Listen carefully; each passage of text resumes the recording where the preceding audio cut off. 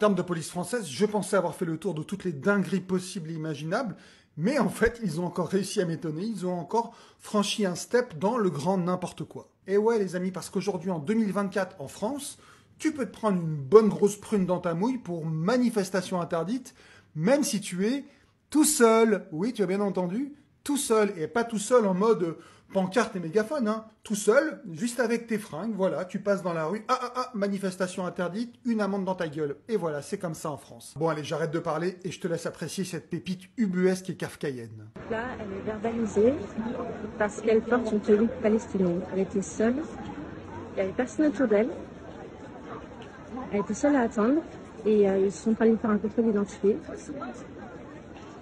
pour la verbaliser au motif qu'elle a un signe distinctif se rapporterait à cette manifestation interdite. Donc voilà, donc là elle vient de recevoir une amende alors qu'elle est seule, et elle vient de recevoir une amende pour manifestation interdite. Parce qu'à moi, il est palestinien et Kofi est nommé. In what world we're living? C'est hallucinant. Literally. Et j'ai demandé, hein, parce que je sais sincèrement pas, j'ai demandé qu'il m'explique la procédure avant. C'est une tenue traditionnelle. Donc l'agent lui a demandé de donner son identité pour un contrôle d'identité. Et finalement, elle sera verbalisée, elle recevra une amende pour avoir porté une tenue. Elle était là toute seule.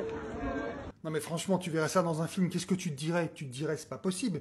Les scénaristes, c'est des stagiaires. Ils ont complètement dévissé, ils ont craqué, ils n'ont pas été payés. Tu mettrais une étoile sur 5 sur Allociné.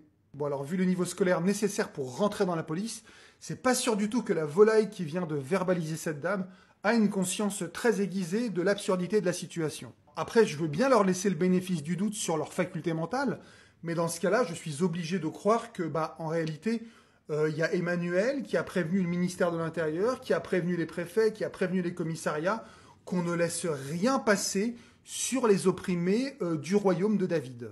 Et si c'est le cas, eh bien, je n'ai absolument aucun doute qu'au-dessus d'Emmanuel, eh bien, il y a d'autres marionnettistes comme le CRIF et d'autres forces obscures qui tirent les ficelles du game, qui ont donné la consigne que même dans l'espace public, les vêtements peuvent constituer maintenant un délit, enfin une contravention. Et c'est une preuve de plus que la France, malgré les discours de façade du roi Emmanuel, que celle-ci est au garde à vous devant le royaume de David, avec le petit doigt sur la couture, comme le disait le regretté Pierre Desproges. Alors si tu es avocat, ce serait évidemment une amende très facile à faire sauter, parce que c'est une amende purement politique qui n'a aucun fondement juridique. Je veux dire, on n'est pas dans une école, on n'est pas dans un cadre de fonctionnaire avec une neutralité politique et religieuse. Non, non, non, non. On est dans l'espace public. Voilà, alors quand j'ai vu cette vidéo, j'ai littéralement vrillé, quoi. Et pas juste parce que ça se passe là où ça se passe, mais c'est surtout le principe de ne plus pouvoir, même sur ses fringues, apporter son opinion et son soutien à certaines causes qui nous tiennent à cœur. Et ça, c'est une preuve éclatante, ébouriffante, écœurante, que la France vire elle aussi vers un état de type FAS, CIS, TE. À bon entendeur, tchuss.